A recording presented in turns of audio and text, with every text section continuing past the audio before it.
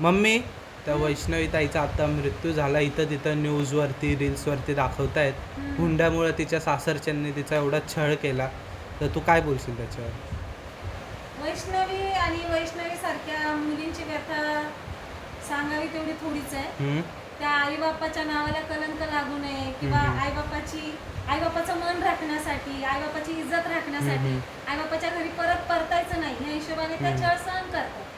पण वैष्णवी आणि तिच्यासारख्या मुलींची व्यथा मी 2 शब्दात गाण्यामध्ये मांडू इच्छिते.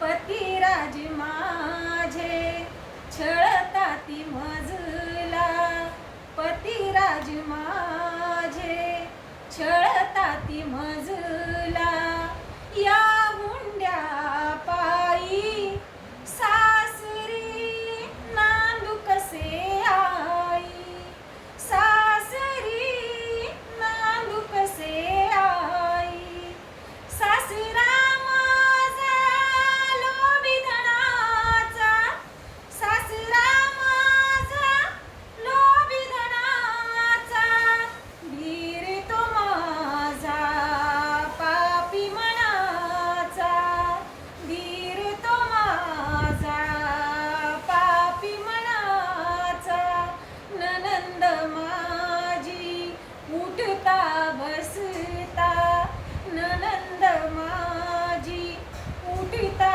बसता, नुसती शिव्या देई सासरी नांदू कसे